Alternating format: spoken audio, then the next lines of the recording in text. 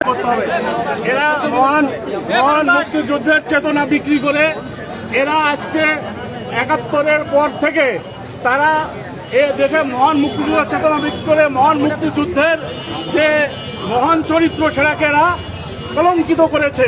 আমরা চাই এই সব মুক্তিযোদ্ধা নামধারী তথাকথিত নামধারী এরা মুক্তিযোদ্ধা না, এরা ভুয়া মুক্তিযোদ্ধা এবং মুক্তিযোদ্ধার ব্যবহার করে মুক্তিযোদ্ধার নাম ব্যবহার করে এই আওয়ামী ফ্যাসিস্টরা আবার বিভিন্ন নামে এখানে এসে এই দেশকে আবার অস্থিতিশীল করতে যাচ্ছে। তারা আবার ক্ষমতায় যে গণহত্যা চালানোর এই ষড়যন্ত্র শুরু করেছে। আমরা কোনো রকমভাবে এইসব স্বৈরাচারের সুযোগ এখানে আর দ্বিতীয়বার দেব না। স্বৈরাচারে এবং তার দোষরদের শিকড় উপড়ে ফেলে সত্যিকারভাবে এদেশকে গড়ে তুলতে হবে।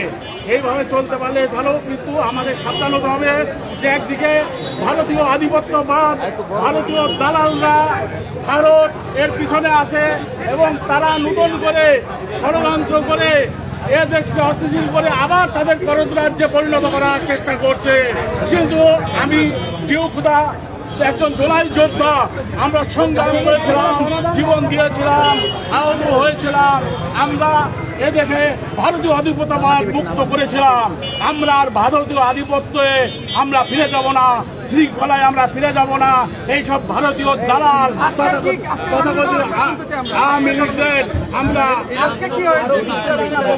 আজকে তারা আপনারা দেখেছেন যে এ যাবৎ পর্যন্ত তারা মুক্তিযুদ্ধের চেতনা বিক্রি করে কিন্তু তারা এদেশে শোষণ শাসন এবং ভারতীয় আধিপত্য প্রতিষ্ঠা করেছিল।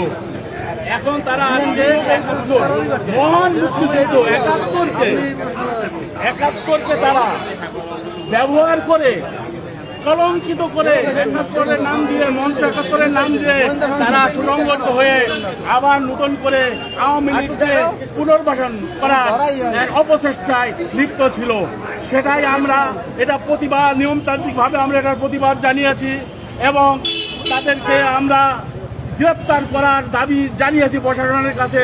এদের নামে অনেকের নামে অসংখ্য মামলা আছে, এই মামলার ভিত্তিতে তাদের গ্রেপ্তার করা হোক এবং যে নিষিদ্ধ সংগঠন আওয়ামী লীগকে একত্রিত করার কারণে তাদেরকে অতি সত্বর গ্রেপ্তার করে আইনে সোপর্দ করা হোক। এবং কোন কোন নেতা ছিল একটু যদি নাম বলতেন। একজনের নামই বলবো, আব্দুল লতিফ সিদ্দিকী। আপনারা তার চরিত্র, তার সমস্ত কিছু, সে যে আওয়ামী লীগের দোষর, ভারতের দালাল, এটা কিন্তু স্পষ্ট, আপনাদের আর স্পষ্ট করতে হবে না।